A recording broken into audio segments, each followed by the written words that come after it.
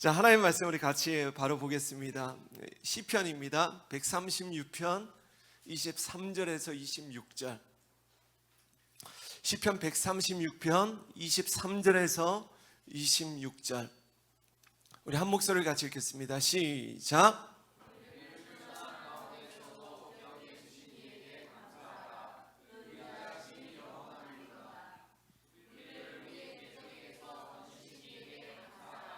그 인자하심이 영원함이로다. 모든 육체에게 먹을 것을 주신 이에게 감사하라. 그 인자하심이 영원함이로다.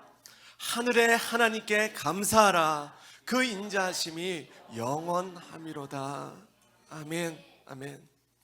오늘은 어려운 감사를 선택할 때 열려지는 하늘을 경험하십시오. 어려운 감사를 선택할 때 열려지는 하늘을 경험하십시오 라는 제목으로 하나님 말씀 전하겠습니다. 오늘은 추수감사주일입니다. 추수감사주일은 미국에서 유래된 교회의 아주 중요한 절기이죠.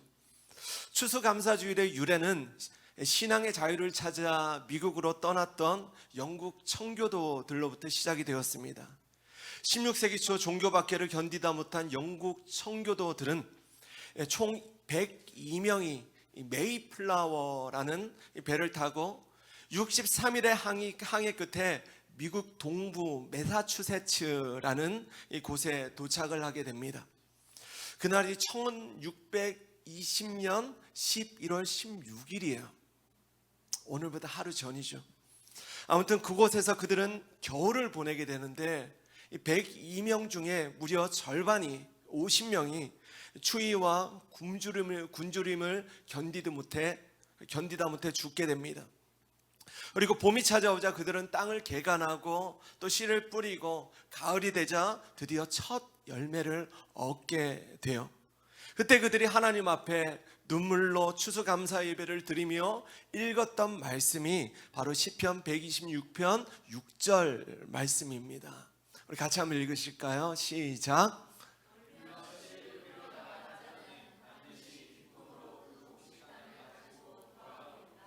아멘. 예, 제가 여러 차례 말씀드렸지만 이 시대는요, 생존, 다른 말로 먹고 사는 일이 정말 쉽지 않은 시대입니다. 그럼에도 하나님께서는 계속적으로 우리에게 교회적으로 생존해서 생명으로 나아가라, 우리의 인생의 무게추를 생존해서 생명으로 밀어내라 라고 도전하시는 것입니다. 그러나 우리가 오해하지 말아야 할 것은, 우리 모두가 절대로 오해하지 말아야 할 것은, 절대로 생존의 문제는 보잘것없고 그 자체가 악하거나 수준이 낮은 일이 아니라는 것입니다. 아멘이십니까? 하나님은 우리의 인생의 생존의 문제를 소중히 여겨주시는 분이십니다. 때문에 우리가 오늘의 눈물에도 포기하지 않고 씨를 뿌리다 보면, 계속해서 멈추지 않고 씨를 뿌리다 보면, 믿음으로 씨를 뿌리다 보면 반드시 기쁨으로 그 단을 거두게 될 줄로 믿습니다. 하나님은 우리를 끝까지 돌보시는 하늘 아버지가 되십니다. 그래서 오늘 본문 23절도 이렇게 말씀해요. 우리를 비천한 가운데서 기억해 주신 이에게 감사하라. 그 인자하심이 영원함이로다. 우리를 비천한 가운데 기억해 주시는 하나님, 제가 잠시 생각해 봤습니다. 내가 살면서 내 인생에 언제가 가장 비천했을까? 내 삶 속에서 내가 가장 비천이란 가장 낮고 천한 밑바닥이 있었을 때가 언제였을까? 그때를 생각해 보니까 두 때가 생각이 났습니다. 하나는요, 제 10대 시절 매일 밤 술을 마시고 집에 돌아오는 아버지를 맞이했던, 그 아버지와 씨름했던 그때. 또 다른 하나는 제가 호주에서 유학하던 시절 30대 초반의 시절이었습니다. 참 이때는 저도 생존을 위해 몸부림을 쳤던 때였어요. 한 번은 유학생활이니까 쌀이 굉장히 비쌉니다. 흰쌀, 베트남 쌀 말고 한국 쌀은요 굉장히 비쌉니다. 그래서 흰쌀이 너무 비싸니까 슈퍼에서 반값 세일하던 이 현미를 한가마나리를 샀습니다. 여러분, 밥을요 현미로만 지어서 드셔보셨습니까? 이게 처음에는 우리 집사님 댁 이게 드시고 계시다고 그러더라고요. 할렐루야, 건강해질 것입니다. 그런데 진짜 이게 한두 번은 건강하니까 먹어야지 했는데 이 현미를요 매일매일 한 달을 이렇게 먹게 되니까 이거 못 먹겠어요. 그게 약간 역한 느낌이에요. 근데 제 아내는요 꿋꿋이 잘 먹더군요. 근데 저는 진짜 못 먹겠더라고요. 입으로는 현미를 씹고 있는데 향은 내가 막 이렇게 느낌은 흰 쌀밥을 막 이렇게 떠올리고 있는 거예요.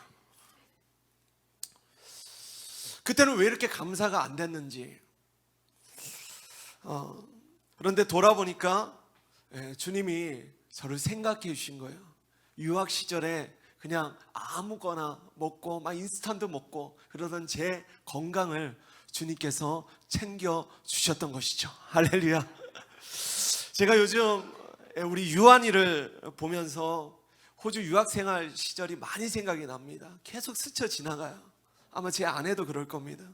왜냐하면 저희 에녹이가 딱 유한이 만할 때 그때 제가 유학을 떠났었거든요. 그때 우리 에녹이 모유수유가 딱 끝이 났던 시절이 있었습니다. 그런데 모유수유가 끝나니까 걱정이 하나 더 늘었습니다. 뭐냐면 이제 분유를 사서 먹여야 되는 거예요. 그런데 분유가 너무 비쌌습니다. 한 번은요 제 주머니에 진짜 뭐 통장 잔고는 아예 없고 주머니에 딱 15불이 있는데 그때 분유 한 통이요 대부분 17불, 18불이 하는 거예요. 그래서 제가 이 분유를 15불에 세일하는 슈퍼를 찾겠다고 이거를 띄어서 동네 슈퍼들을 띄어서 이 15불 하는 슈퍼를 뛰어다니면서 찾았던 기억이 나더라고요. 땀이 범벅이 되어서 온 동네를 비집고 다니는데 그때 제가 느꼈습니다. 아, 참 비천하다. 다른 말로 비참하다. 왜냐면요 제가 꿈꾸던 아빠는 이런 아빠가 아니었거든요. 단돈 몇천 원이 없어서 아들 분유를 사지 못하는 나 자신이 너무 초라한 거야. 비참한 거예요. 그런데요 결론은요 딱 15불짜리 분유를 샀습니다. 할렐루야. 모든 사람은요 스스로 비천해지는 때가 있습니다. 인생이 그런 때가 있어요. 비참해지는 때. 다른 사람이 나를 비천하게 여기는 것은 그래도 견딜 수 있습니다. 그러나 내가 나 스스로를 그렇게 여길 때는요 정말 비참해지는 거예요. 바로 그때는 언제인가 내가 가진 모든 인생의 자원이 바닥이 나버렸을 때입니다. 나의 재정이 바닥나고 나의 건강이 바닥나고 나의 지혜가 바닥나고 내가 가진 모든 것들이 바닥이 났을 때에 그때 우리가 읽었던 시편은요 우리가 가진 그런 비천함, 낮고 천한 그때가 하나님이 우리를 기억해 주시는 때라 말씀하시는 것입니다. 우리가 기억력이 없어서 그렇지 돌아보면 하나님은요 항상 우리를 기억해 주셨습니다. 무엇보다 우리가 가장 비천할 그때에 그분은 절대로 우리를 외면치 않으시고 우리를 돌보아 주셨어요. 종종 우리가 착각하는 것이 있습니다. 우리가 하나님 앞에 괜찮은 일들을 하고 하나님께 사람 앞에 박수 받을 일을 하는 그런 때에 주님이 우리를 잘 대해 주시고 우리를 기억해 주실 거라는 착각입니다. 그러나 로마서 5장 6절은 이렇게 우리에게 말씀합니다. 우리가 아직 약할 때에 우리가 아직 약할 바로 그때에 그리스도께서는 제때에 경건하지 않은 사람을 위하여 죽으셨습니다. 그러므로 우리가 가장 약할 그때가 바로 하나님께서 우리를 위해 일하시는 가장 정확한 때인 것입니다. 약함 투성이 허물 많은 나를 대신해 주님이 죽으신 것이 바로 저기 십자가이죠. 때문에 우리가 십자가 앞으로 나아간다는 것은 다른 말로 나의 약함을 우리가 철저히 하나님 앞에 인정한다는 것입니다. 어떤 사람은 너무 연약해서 너무 허물이 많아서 십자가 앞에 나아갈 수 없다고 이야기해요. 그러나 이것은 철저히 마귀에게 속는 것입니다. 내가 강하고 떳떳하기 때문에 십자가 앞으로 나아가는 것이 아니라 내가 연약하고 내가 부끄럽기 때문에 십자가 앞으로 나아가야만 하는 것입니다.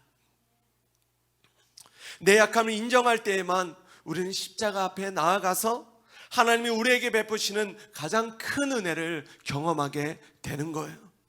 때문에 우리가 오늘 찬양했잖아요. 날이 저물어 갈 때, 빈들에서 걸을 때, 그때가 하나님의 때. 내 힘으로 안 될 때에 빈손으로 걸을 때, 그때 우리가 어떻게 고백해요? 여호와 이래, 하나님은 나의 공급자이십니다. 아멘이십니까? 내 힘으로 안 되는 바로 그때가 하나님이 일하실 때인데, 우리는요 본능적으로 그때를 절망의 때라고 인식합니다. 내가 광야를 걷는 바로 그때가 하나님께서 내 인생에 베푸시는 만나와 메추라기를 경험할 때인데, 우리는 그때 원망과 불평으로 또 염려로 하나님을 바라보지 못하는 거예요. 호주에서 항상 이게 쌀 걱정을 했습니다. 한 번은요, 이제 한국 와갖고 하나님 이 쌀 걱정 지긋지긋합니다. 하나님 이제 쌀 걱정하지 않게 해주세요. 기도했습니다. 근데 기어 웬걸요, 그때부터 집에 살이 아니라 쌀이 안 떨어지는 거예요. 할렐루야. 예, 진짜요. 쌀이 떨어질 때 되면 누가 가져다 주시고 누가 가져다 주시고 까마귀가 계속 물어주는 거예요. 근데 요즘은요 하나님께서 그때를 지나게 하셨습니다. 그래서 요즘은 쌀 사 먹어요. 할렐루야. 예, 이것도 감사한 것이죠. 우리의 신앙이 언제 성숙해져요? 내가 약할 그때에 내 손을 잡아 일으키시는 하나님의 능력을 내 삶으로 실제적으로 경험해 보는 것입니다. 내가 빈손이 되었을 때에 역사하시는 하나님, 공급하시는 여호와 이레의 하나님을 우리가 정말 경험해 보는 거예요. 할렐루야. 내가 아무 능력이 없을 때에 대적을 향하여 승리케 하시는 여호와 니시 하나님을 우리가 실제로 경험해 보는 것입니다. 저는 살아있는 교회 모든 성도님들이 이제는 단지 지식으로 하나님을 아는 것을 넘어서 나의 전 존재로, 나의 삶으로, 내 삶의 경험으로 하나님을 경험하시길 주의 이름으로 축원합니다. 아멘. 크게 하시겠습니다. 아멘. 사도 바울은 그런 하나님을 수도 없이 경험했어요. 수도 없이 경험했어요. 그리고 이런 고백을 합니다. 그러므로 내가 그리스도를 위하여 약한 것들과 능력과 궁핍과 박해와 공고를 기뻐하노니 이는 내가 약한 그때의 강함이라. 사도 바울은 그리스도 예수님을 위하여 살기로 결정했고 그의 삶을 던졌고 그 결정은 절대로 흔들리지 않았습니다. 그러나 제자의 삶을 살다 보니까 어때요? 결정은 변치 않는데 나는 너무 약한 거야. 내가 참 약하구나. 그것을 정직하게 하나님 앞에 인정하는 바로 그 순간 그의 영은 어떻게 해요? 동시에 기뻐했다는 것입니다. 할렐루야. 나 약하구나. 그런데 기뻐해요. 나 약해. 기뻐해요. 아멘이십니까? 왜냐하면 바로 그때가 내가 주님 안에 강해지는 때임을 그는 경험으로 확신했기 때문입니다. 그러니 나의 약함을 기뻐하는 거예요. 혹시 여기 인생의 비천함의 때를 지나시는 분들이 계십니까? 지금 그 비천함을 기뻐하시기 바랍니다. 감사하시기 바랍니다. 지금은 이해하기 어렵더라도 시간이 지나면요 반드시 알게 될 것입니다. 그때도 나를 기억해 주셨구나. 그때는 힘들었는데 딱 15불짜리 분유 사게 하셨구나. 그때도 나를 생각해 주셨구나. 그때도 여전히 주님의 팔로 나를 붙들어 주셨구나. 사실 다윗도 이런 하나님을 그의 인생 가운데 수도 없이 경험했습니다. 시편 40편 1절 2절 같이 한번 읽으실까요? 시작.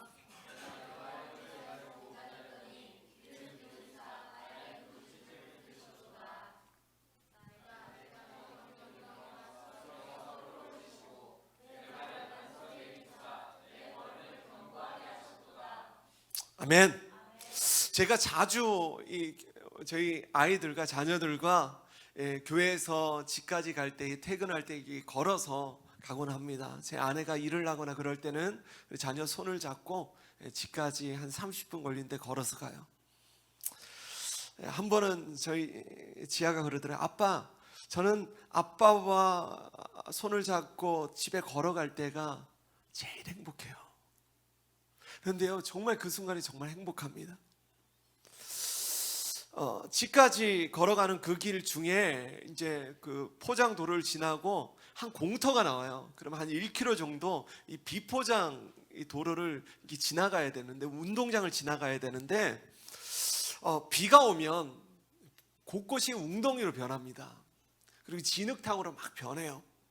그래서 한날은 막 그것을 피해가면서 제가 아이들과 이 웅덩이와 진흙을 피하며 이런 노래를 즉석으로 작곡했습니다.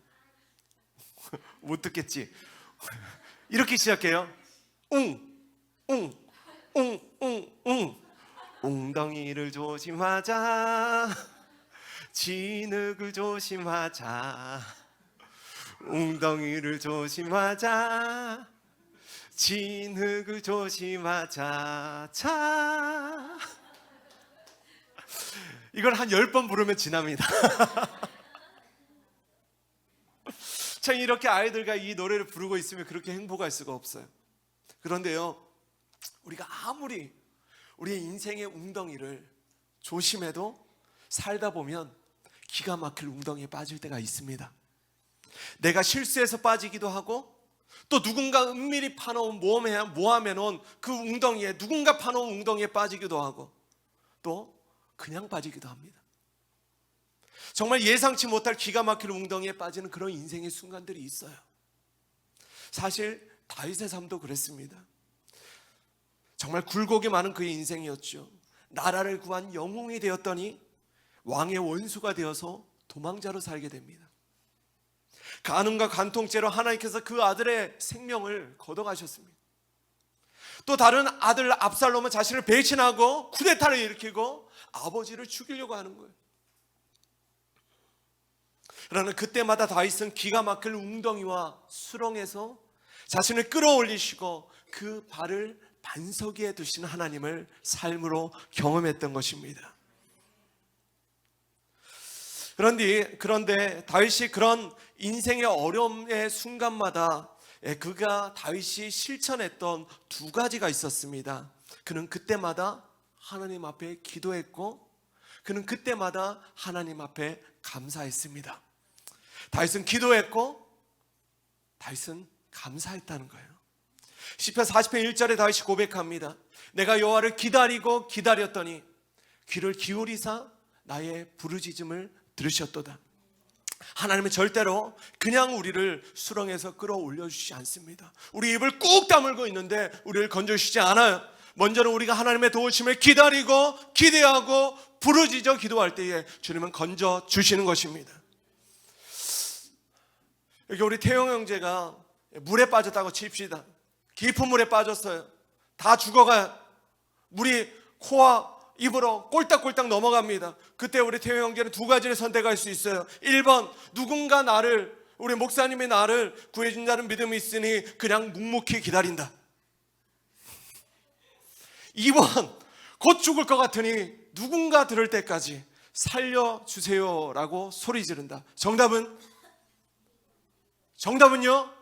1번이 있습니까? 죽을 것입니다. 사랑하는 여러분, 하나님께서 응답하시는 기도는 부르짖는 기도임을 믿으시 바랍니다. 우리 살아있는 교회는 마음껏 부르짖어 기도할 수 있는 교회입니다. 감사하면 아멘 하시기 바랍니다. 이 시대에 마음껏 부르짖어 기도할 수 있는 교회가 생각보다 많지 않아요.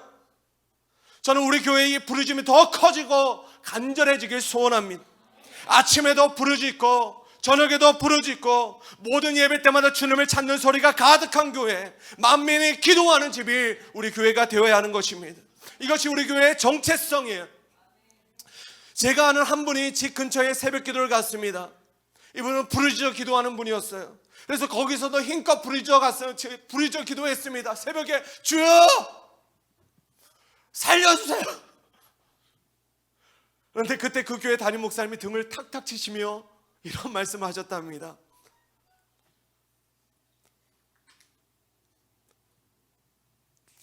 형제님, 우리 하나님은 귀가 먹지 않으셨습니다.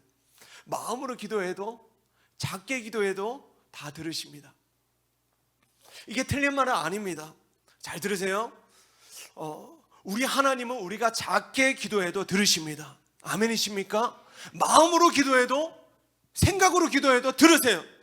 그러나 중요한 것은 기도에 대한 정확한 하나님의 약속입니다. 하나님의 들으시는 것과 하나님의 응답하시는 것은 다른 것입니다. 다시, 하나님의 귀로 들으시는 것과 응답하시는 것은 다른 거예요. 하나님으로 듣게 하는 기도가 있고 하나님으로 응답하게 하는 기도가 다른 것입니다. 동의하십니까? 예레미야 33장 3절은 분명히 우리에게 약속해요. 너는 내게 부르짖으라, 내가 내게 응답하겠고 내가 알지 못하는 크고 은밀한 일들을 내게 보이리라. 아멘이십니까? 그러므로 지금 이 기가 막히는 웅덩이와 수렁에서 내가 어떻게 건져질 수 있을까? 우리가 하나님께 부르짖어 기도하면 그분은 반드시 응답하고 건져주시는 것입니다. 내가 알지 못하는 방법, 내가 생각하지 못하는 방법, 내가 머릿속으로 굴리는 그 지혜가 아니라 하늘의 지혜로, 하나님의 방법으로 건져주시는 것입니다. 시편의 다윗의 기도를 보면 응답받는 그의 기도는 두 가지 특징이 있습니다. 먼저는 그는 부르짖어 기도했습니다. 하나님 앞에 자신의 감정을 숨기지 않았습니다. 죽을 것 같으면 살려주세요 라고 기도하고,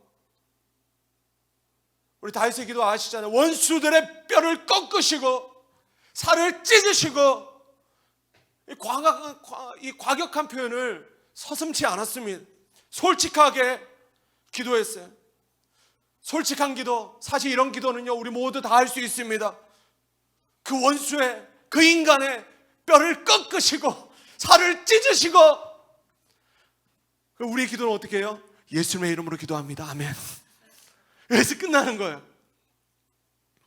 반면에 다윗의 기도는요 항상 그 마지막에 감사를 빼놓지 않았습니다.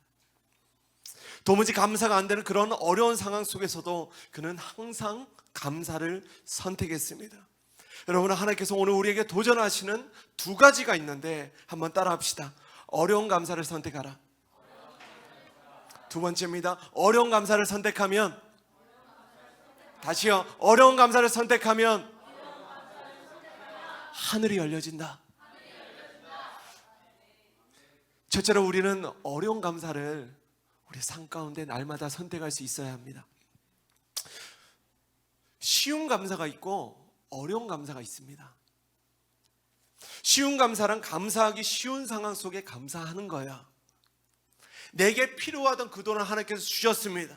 내게 필요하던 건강을 하나님께서 주셨어요. 나를 힘들게 하던 그 기가 막히는 웅덩이에서 우리를 건져 주셨습니다. 그때 하는 감사는요 쉬운 감사예요. 다른 말로 따라합시다. 당연한 감사. 예, 오늘 그 당연한 감사를 잊지 마시기 바랍니다. 그런데 우리는 이 쉬운 감사를 잘 하지 못하고 사는 거예요. 이 당연한 감사를 잊고 사는 것입니다. 제가요 지난주에 떡볶이를 만들었습니다. 할렐루야. 떡볶이 만들어주는 담임 목사 여러분들 만나기 쉽지 않아요. 왜 아멘 안 하십니까? 그때 제가 이런 질문을 했습니다. 맛있죠? 라고 질문했어요. 그러니 앞에 있던 장미자매 그래요. 목사님 너무 맛있게 먹느라고 맛있다는 말을 못했습니다. 맞는 말이에요. 제가 먹어도 맛있어요. 그런데 사랑하는 여러분 한번 따라합시다. 감사는 표현될 때 감사가 된다. 생각만으로 하는 감사는 사실 감사가 아닙니다. 감사는요 입술로 표현되어야 진짜 감사가 되는 것입니다. 그런데 더 나아가면 말로만 하는 감사도 감사가 아니더라고요. 내일이 제 아내 생일입니다. 여보 생일 너무너무 축하해요. 진심으로 축하합니다. 내 모든 삶을 다해 축하합니다. 정말 사랑하고 축하합니다. 제가 이 말을 100만 번을 해도요 제 아내는 눈 하나 깜빡하지 않습니다. 뭐가 있어야 돼요? 선물이 있어야죠. 그래서 저는 선물을 준비했습니다. 추수 감사주일은요 교회에서 준비한 봉투가 하나 더 있어요. 어떤 분들은 봉투 하나 더 있으면 부담스러운 분들도 있을 수 있습니다. 우리가 정성스럽게 구별하여 추수감사 예물을 하나님 앞에 드리는 거예요. 이 예물은요, 당연한 감사입니다. 아멘이십니까? 우리가 그 예물을 통해 하나님을 향한 특별한 감사의 마음을 표현하는 것입니다. 그런데 이 모든 감사는요, 사실 쉬운 감사예요. 쉬운 감사, 마땅한 감사, 당연한 감사입니다. 살다 보면 가끔 우리의 마음이 서운해질 때가 있어요. 살다 보면 마음이 뻔하다 그럴 때가 있습니다. 그때가 언제냐면 상대방이 당연한 감사를 잊을 때예요. 우리가 하나님 앞에 당연한 감사를 잊을 때요, 제 믿음은 하나님도 그 마음이 서운해질 것 같아요. 서운하다. 땀을 흘려 떡볶이를 만들어줬는데 감사합니다, 너무 맛있어요, 한마디 하지 않고 입을 쓱 닦을 때에 목사의 마음은 서운해지는 거예요. 와, 목사님 뒤끝 있으시네요. 아니에요, 여러분들은 더해요. 뒤끝 있잖아요. 정말 권면합니다. 누군가의 그것이 정말 작은 섬김일지라도 절대로 감사의 말을 아끼지 마시기 바랍니다. 살아있는 교회가 세워주는 중에 있습니다. 교회가 아름답게 세워지고 있습니다. 오늘까지 정말 많은 분들이 다양한 모양으로 성전을 섬겨오셨습니다. 제가 어제 막 말씀을 마무리하는데 너무 감사한 거예요. 너무 감사해요. 여기 우리 추수감사주일 장식들이, 저는 이런 화려한 꽃꽂이는 제가 처음입니다.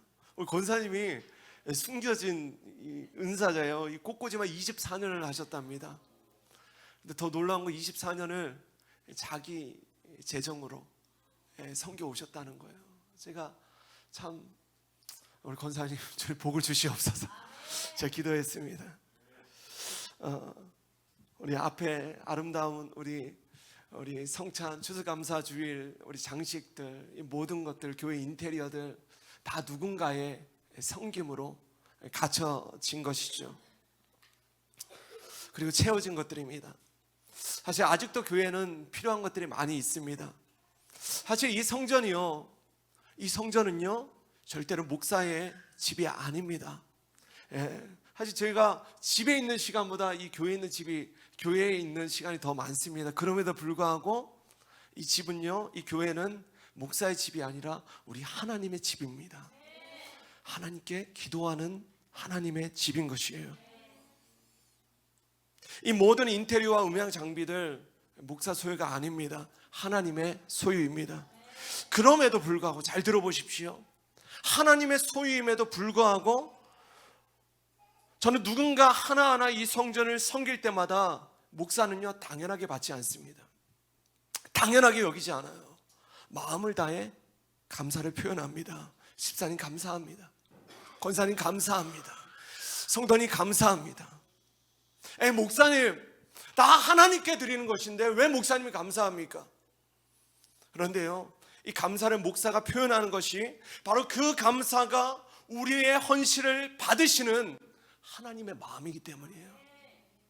제가 이걸 깨달았습니다. 제가 살면서 어느 날 기가 막히게 우리 주님의 음성을 들었습니다. 저는 이런 음성을 처음 들었어요. 뭐냐면, 아들아 고맙다 그러시는 거예요. 순종해줘서 고맙다, 믿음으로 살아줘서 고맙다, 그 어려운 선택 해줘서 고맙다, 내가 바라보고 있는 한 영혼, 야 너도 참 사랑하기 힘들 텐데 끝까지 포기하지 않아서 고맙다. 제가 이 주님의 음성을 듣고 그날 펑펑 울었습니다. 왜냐하면요, 잘 들어보세요, 제가 주님 앞에 받은 것들에 비하면 제가 주님께 드린 건 너무 형편없어요. 보잘것이 없습니다. 우리는 오병이어의 기적 이야기를 잘 압니다.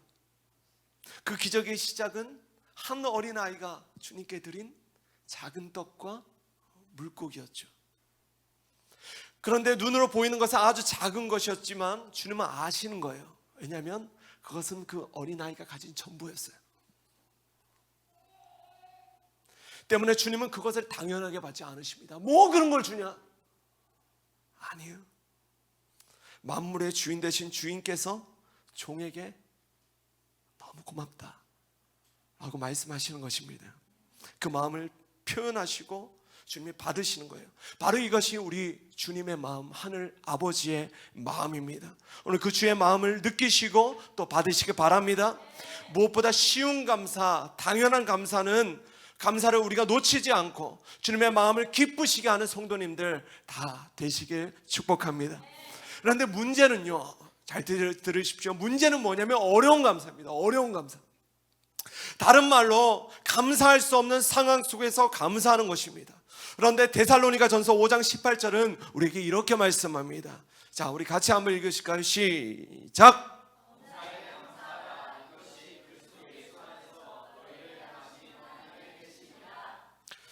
자, 이 데살로니가전서 5장 18절은 모든 일에, 이 세 번역 성경을 읽으면 더 의미가 정확해집니다. 모든 일에 감사하십시오. 이것이 그리스도 예수 안에서 여러분에게 바라시는 뭐예요? 하나님의 뜻입니다. 자, 쉬운 감사뿐만 아니라 어려운 감사도 하고 살라는 거예요. 모든 일에 감사하라는 것입니다. 다시 여러분, 모든 일에 감사하시기 바랍니다. 감사할 수 있을 때뿐만 아니라 도무지 감사가 어려운 그때에도 감사하라는 거예요. 그 이유는 바로 이것이 그리스도의 십자가의 은혜 안에 살아가는 우리를 향한, 우리 모두를 향한 하나님의 뜻이라는 거예요. 그런데 제가 묵상해 봤습니다. 도대체 하나님의 뜻이 무엇일까? 그냥 참고 견디고 인내하고 무조건 감사하고 당연하게 감사하고 율법적으로 감사해야만 되니까 감사하라는 것일까? 그게 아니에요. 우리가 어려운 감사를 선택할 때에 그 감사를 통해 하나님 앞에 증명이 되는 겁니다. 어떤 증명? 저 아들이 여전히 나를 신뢰하고 있구나. 저 딸이 여전히 나를 경외하고 있구나. 그 감사가 어떻게 돼요? 하나님께 영광이 되어지는 것입니다. 그러면 영광을 받으신 하나님께 내게 은혜를 베푸세요. 그리고 그 어려운 감사를 드리며 어떻게 돼요? 복의 통로가 열려지는 것입니다. 때문에 하나님은 우리가 모든 일에 감사하고 우리가 모든 일에 하나님의 복을 받기를 원하시는 것입니다. 하나님께서 그렇게 그분의 자녀들을 사랑하시는 거예요. 아멘이십니까? 오늘 본문은 우리를 비천한 가운데 건지신 분에게 감사하라 말씀하십니다. 그리고 대적에게서 건지신 분에게 감사하라는 거예요. 사실 이건 쉬운 감사입니다. 건져지니까 감사하는 거예요. 상황이 해결하니까, 나아지니까 감사하는 거, 이건 누구나 다 합니다. 이미 주셨는데 당연히 감사해야죠. 그러나 어려운 감사는 무엇인가? 비천함 중에 감사하는 거예요. 아멘이십니까? 대적에게 고통을 당할 그때에 감사하는 것입니다. 바로 이것이 주님이 우리에게 명령하시는 어려운 감사예요. 오늘 그 어려운 감사를 선택하실 수 있기를 축복합니다. 둘째로 하나님 우리에게 말씀하세요. 어려운 감사를 선택할 때에 열려지는 하늘을 경험하라는 것입니다. 어려운 감사는 나의 어려운 현실 속에서 하늘의 문을 열어냅니다. 그 하늘의 문이 열려지면 열려진 하늘을 통해 하나님의 실제적인 복, 하나님의 도우심, 하나님의 채우심, 하나님의 일하심을 우리는 반드시 경험하게 되는 줄로 믿습니다. 여러분, 이걸 정말 경험해 봐야 돼요. 특별히 우리 청년들 믿음으로 도전합니다. 청년 때의 이 하나님의 실제적인 역사를, 일하심을 삶으로 경험하시길 축복합니다. 시편 50편 23절 쉬운 성경으로 같이 한번 읽겠습니다. 시작.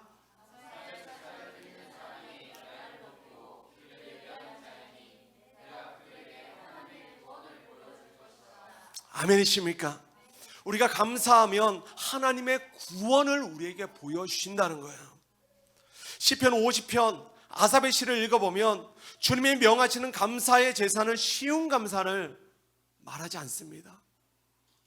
도무지 감사할 수 없는 그런 상황 가운데 감사를 명령하시는 거예요. 그러면 하늘의 문이 열려지고 하나님의 구원이 임하게 된다는 것입니다. 이 구원은요, 우리가 언젠가 천국 가게 되어지는 그런 구원을 말하지 않습니다. 깊은 웅덩이에서 주님이 건져주시는 그런 실제적인 구원이 오늘 내 삶 가운데 임하게 되는 거예요. 바라기는 우리 살아있는 교회가 드리는 이 첫 추수감사주일의 예배가 감사의 제사가 되길 바라고, 정말 주님이 칭찬하시는 감사, 정말 어려운 상황이지만 감사를 선택하는 그런 예배가 되길 주의 이름으로 축원합니다. 오늘 본문 시편 136편의 기자는 우리를 비천한 가운데 기억해 주시는 이에게 감사하라라고 말씀하세요. 그 이유는 하나님의 인자하심, 다른 말로 하나님의 사랑하심이 영원하기 때문이라는 거예요. 그러므로 목사는 도전합니다. 나의 마음이 어려워질 때, 나의 환경이 어려워질 때, 그때마다 하늘의 하나님께 감사하시길 바랍니다. 그래서 시편 136편의 마지막 절 이 결론도 이렇습니다. 우리 마지막으로 같이 한번 읽으실까요? 시작.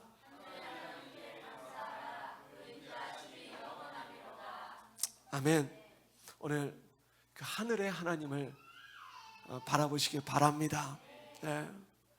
저는요, 솔직히 말씀드릴게요. 유한이가 저기서 울고 있잖아요. 근데 하나도 설교하는데 거슬리지가 않아요. 너무 행복해요. 아멘이십니까? 진짜요. 그때 또 기억나요. 우리 에녹이가 저기서 징징거릴 때. 그때 막 제가 앞에서 예배 인도하는데 얘는요, 그냥 막 다녀요. 그냥 담대하게. 자녀니까. 앞에 나왔고 깽판 치고 막 온 사방을 싸들어요. 얘는요, 예배 중에 또 시속 20km로 달렸습니다. 여기를. 예. 여러분 감사하시기 바랍니다. 예. 그 믿음의 감사가 하늘을 열어내요. 하늘이 열려지면 주님이 도우십니다. 하늘이 열려지면 주님이 도우십니다. 하늘이 열리지면 주님이 채우십니다. 하늘이 열려지면 주님이 역사하십니다. 감사로 하늘을 여세요. 아멘이십니까? 예. 그리고 감사를 선택하되 어려운 감사를 선택하시기 바랍니다. 쉬운 감사는 누구나요. 그러나 어려운 감사를 선택하면 날마다 하늘이 열려지고 그 열려진 하늘을 통해 하나님의 선하심과 인자하심을 경험하게 되는 것입니다. 말씀을 마무리하며 오늘 마지막 영상을 하나 보고 싶습니다. 참 저도 이 영상을 보면 많이 울었는데요.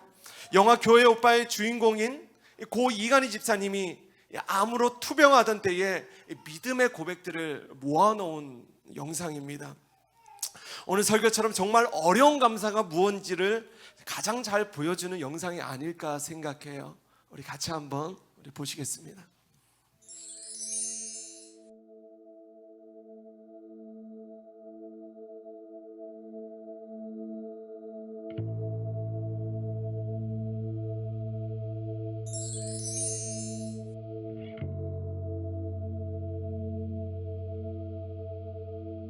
그런데 연속해서 밀려오는 거대한 쓰나미와 같은 그 절망의 현실 앞에 저희 부부가 이 질병이 주는 두려움에 휩싸여 절망하고 좌절하지 않았습니다.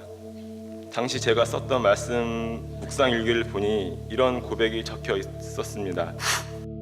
벼랑 끝에 위태롭게 서 있는 사랑하는 아들을 향해 두 팔 벌려 안고 계시는 주님의 손길. 환날 날에 나를 부르라. 내가 너를 건지리니 내가 나를 영화롭게 하리라. 너는 내게 부르짖으라.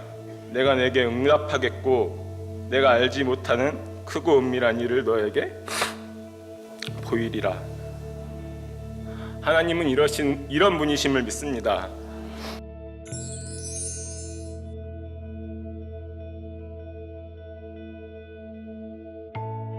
오늘 나에게 주어진 이 하루가 내 인생의 마지막 날이라고 가정을 하면은 나에게 주어진 이 하루를 누군가를 미워하고 누군가를 증오하면서 보내고 싶지는 않은 거예요. 그 시간을 이 사람을 사랑하고 이 사람을 축복하는 시간으로 채우고 싶은 게 오빠의 내가 요즘 생각하는 나의 투병기야.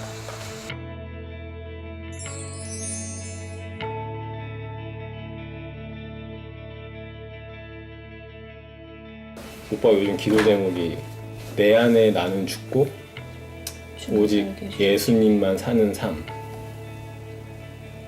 이게 어떻게 보면 굉장히 멋있는 말이고 굉장히 어려운 말인데, 근데 이제 생과 사의 갈림길에 서 있는 나나 은주나 우리는 그거를 할 수 있는 상황인 거야.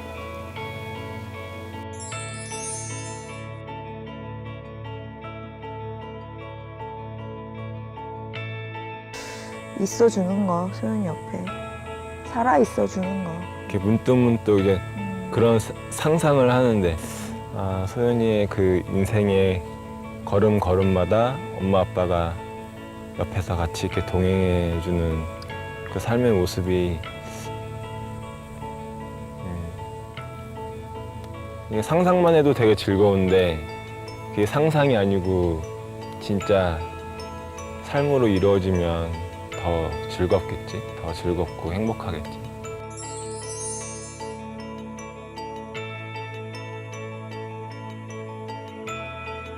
저도 그럴 때마다 하나님께 서운한 마음이 들 때는 있는데 그때마다 하나님을 원망하지 않는 법이 저는 나만의 손익계산서를 쓰거든요. 손익계산서. 공대생들은 항상 플러스 마이너스. 여태까지 내가 살아오면서 누렸던 은혜와 좀 플러스 이득이죠. 그 다음에 내가 지금 뭐 느끼는 절망 이런 것들에서 마이너스 해보면 플러스 마이너스 해보면 항상 플러스예요.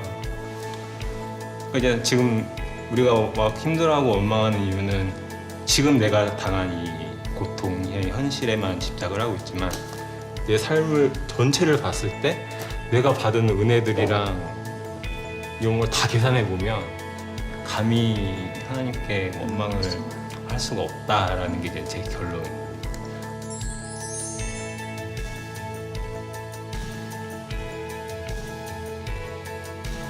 하나, 둘. 왜 저보고 하루라도 더 살아야 되냐라고 물어봤을 때는 하루라는 시간을 통해서 제가 조금이라도 더 온전해질 수 있는 기회를 갖고 싶은 거예요. 이야! 오, 정확해. 우와! 잘하는데? 이야! 찍찍! 사과. 서투르고 부족한 점들이 많았던 삶이었기 때문에 짹짹. 함께 착착착. 하루라는 시간이라도 주어진다면 조금이라도 더 온전하고 좀 성숙한 하루를 더 살 수 있는 기회를 갖고 싶어서 그게 삶의 이유인 것 같아요. 그래도 무서운 건 어쩔 수 없어. 쫄지 말지.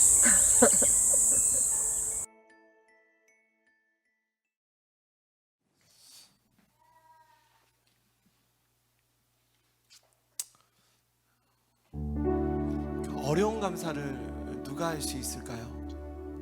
오늘 이 내용처럼 은혜의 손익계산을 정확하게 따져보고 오늘의 어려움에도 불구하고 내가 받은 은혜가 훨씬 더 많구나. 할렐루야. 아멘이십니까? 네. 이것을 확신하는 사람이 어려운 감사를 하는 것이죠. 오늘 그것을 하시는 분들, 내가 정말 어려운 감사를 내가 결정합니다. 주님, 내 삶 가운데 하늘의 문을 열어 주옵소서. 이런 분들 계시다면 우리 자리에서 한번 일어나 우리 이 찬양 우리 주님 앞에 우리 같이 한번 드리고 우리 기도하며 나가십니다.